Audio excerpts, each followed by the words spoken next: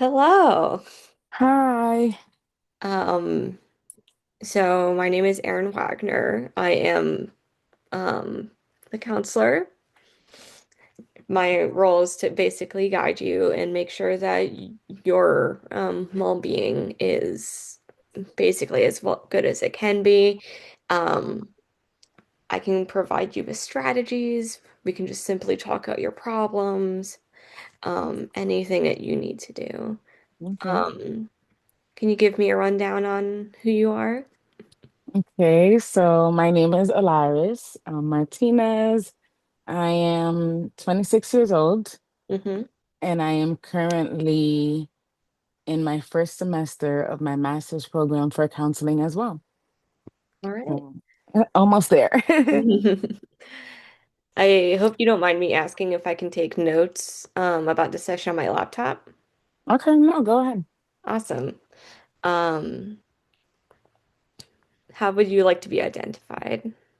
So, female, Mm-hmm. she, her, are my pronouns, Mm-hmm. and that's pretty much it. All right. That's totally okay. Mhm. All right. So what's been bothering you lately? So I kind of just wanted to have like a quick session because I've been having a lot of like conflictions with work. Mm-hmm. Um, before my before I started my master's program, I was like in and out a lot of jobs, and it wasn't necessarily like it was an inconsistent pattern, but it was more just because I'm like a self-care and like self-worth first type of person. So once something would go wrong, I'd be like, okay, I need to get out. I need a new environment. And as we all know, the workplace is hardly perfect no matter what field it is. So now I'm kind of just a little conflicted because right now I'm in a job where I love what I do, Mm-hmm. but the work environment is like getting really toxic. So it's making the love for the job be difficult where I'm conflicted, where it's like, I don't want to leave this position, but I need to leave the company, especially since it's my first year of my master's. I kind of want something that wouldn't add too much on me, because, school can be a lot as well. Mm-hmm. So what I'm hearing from you is that there are conflicts at work, especially with your current job. You love what you do, but the people are toxic Yeah, and yeah, really causing some problems. yeah. Pretty much, yeah. All right, can I ask what those problems are like? So it's not even like based off the workload, which makes it like even more like tricky for me. It's more just the people that I work with. Mm-hmm. They have they have very strong personalities, which as everyone should be themselves in their best way. But they also, I feel like there's also kind of like limit or boundary. And I feel like there's a very big like lack of boundaries, which has caused like the tension in the workplace. Like, for example, one of my coworkers, we can be cool outside of work, but if something were to happen at work for whatever reason, like, for example, my work is applauded and hers isn't for Mm-hmm. whatever reason, or she has an extra training and I don't, it's being taken out on me personally. And then vice versa. If there's like a little personal hiccup that we would have outside of work, it would be brought to the workplace. And that makes it very difficult because I feel like boundaries at work are important. And then when you mix that personal relationship in with the coworker, you should be able to know how to switch off the professional Mm-hmm. and the personal. Mm-hmm. Can I ask what you do? So I'm currently a family advocate. So pretty much it's like a fancy term for a caseworker at a Head Start program. So I primarily focus on recruiting low-income families in the area to enroll their children into the Head Start program. And Mm-hmm. then once the children are enrolled, my job is to support the families with anything they need help in. So if they're unemployed, help them find a job. If they're homeless, help them find shelter. If they need any extra medical attention or any attention with development with their children, help them find referrals for stuff like that. Mhm. All right. That that sounds great. Yeah, I it's really nice. It's nice. yeah, and I can see why you really enjoy being a part of that. Um, have you heard about the marigolds and walnuts analogy in professional development at all? No. The marigolds and walnuts analogy is basically referring to our mindset at work. Okay. Um, Marigolds are known to really allow any garden to really flourish. And Okay. walnuts are more toxic. They can really harm the gardens. And I know that you in uh, place a priority on to self-care. So I think this analogy would really work well for you. Yeah. And it kind of seems that we have some walnuts at this workplace, if I'm Yeah. getting this correct. Yes. Um, and it can really, it's difficult to be working with a few walnuts. Yeah. Definitely is. hmm what have you tried to really work with like these coworkers? How have you tried to really reinforce a lack of reinforce boundaries where there is a lack of them?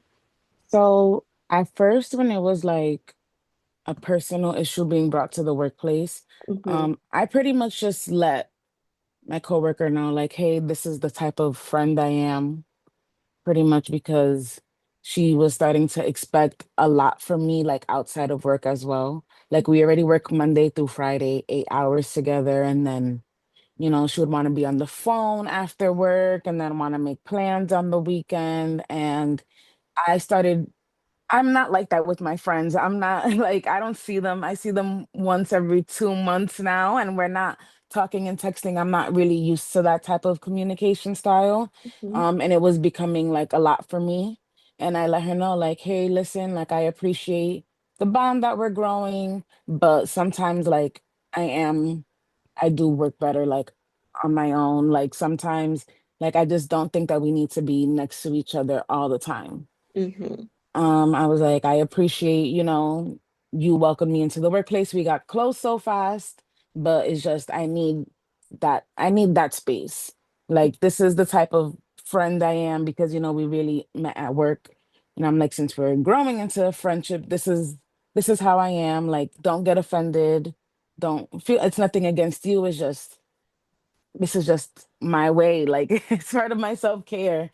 hmm Um and pretty much the following day when we went to work, it was like completely shut off from like work stuff as well Okay. and completely bothered, which surprised me because we work again really well. hmm So I did go to my supervisor and I didn't go to her like tattletaling, I guess. I kind of just went to her and let her know, like, hey, there's a little personal issue going on and it seems to have been brought to the workplace, but it's not going to affect our work. It's just assignments that we used to do like hand in hand, like literally sitting in the same chair together, might not be done the same way. We used to leave to meetings together and come back together. I'm like, I'm gonna take my own way, come back at my own time instead of like just scheduling everything with her. Um, and then she noticed the change in the workplace.